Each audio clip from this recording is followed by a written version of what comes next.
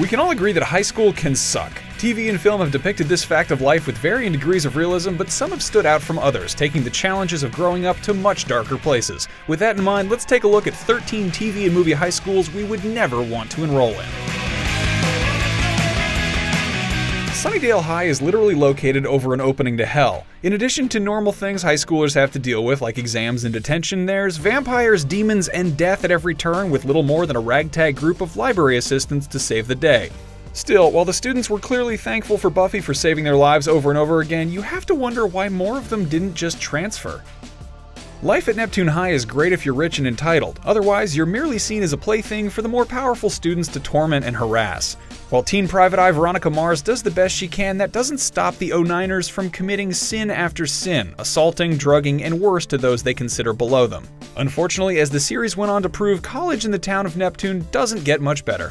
On the surface, SHERMER High seems pretty great. The kids stuck in detention are all pretty relatable, but as you get to know them, you realize that the school's social hierarchy has led them all to do terrible things. What's worse, you have a totalitarian dictator for an assistant vice principal. Well, I don't care what you think. Not only does he make them all come to school on a Saturday, he seemingly has nothing better to do than spend his day tormenting them and reinforcing the school's oppressive stereotypes.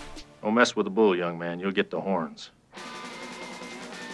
The bullying at EWEN High was top-notch when it comes to the targeted harassment of Carrie White. They tormented her throughout her time there and finally pushed her too far by humiliating her at prom. You almost can't blame her for letting her telekinetic powers go wild, killing the innocent and guilty alike. It may be a highly regarded academy for New York's elite teenagers, but constant BILLARD is a terrible school. The students are rarely there, instead opting to spend time illegally drinking in martini bars and sleeping around, and when they were in class, everyone fell under the rule of maniacal teen queen Blair Waldorf. Is having a dictator run your school worth a shiny diploma? We think not. Don't you worry about that, little Jay. Just drink up. Everything about Westerburg is a living nightmare. From the mean girls to the jocks who spread sexual rumors about students, nobody can be trusted. Still, it gets worse. Students commit murder, frame each other for murder, and then one tries to blow up the school. Really, no one is the hero here. How is it possible so many sociopaths enrolled in the same place? Bueller. While the high school that Ferris Bueller spent the day cutting classes from seemed nice enough, it's the dean of students that makes the place unbearable. Can you imagine ditching classes only to have an obsessive faculty member break into your house in an effort to catch you in the act? Not only should Dean Rooney be fired, but he should probably be arrested for stalking, trespassing, and breaking and entering. Quite the resume for someone running a high school. Gummy bear?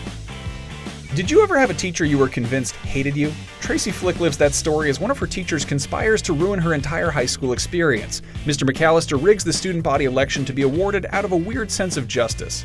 Oh, and the supposed winner of the election? Totally unqualified. Thankfully, McAllister is found out and forced to quit. Hopefully, he was replaced by someone less terrible. What kind of high school would pay to have a motivational speaker bordering on cult leader come to speak to the student body? Welcome to Middlesex High, where nothing makes sense. The decisions made by the school are truly puzzling, even to the students themselves. Then again, the one kid that calls them out on it has visions of a person in a horrific rabbit costume and the end of the world, so we're saying everyone at Middlesex High is pretty awful.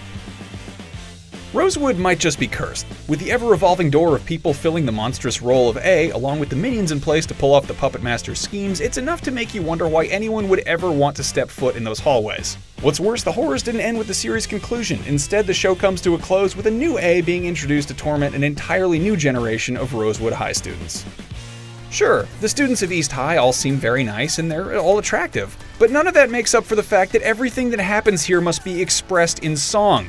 What a normal person would just say, the kids at East High need several verses to express. It's enough to drive anyone insane, especially the kids who can't carry a tune. What happens to those at East High who don't have the vocal abilities of Zac Efron? Do they not count?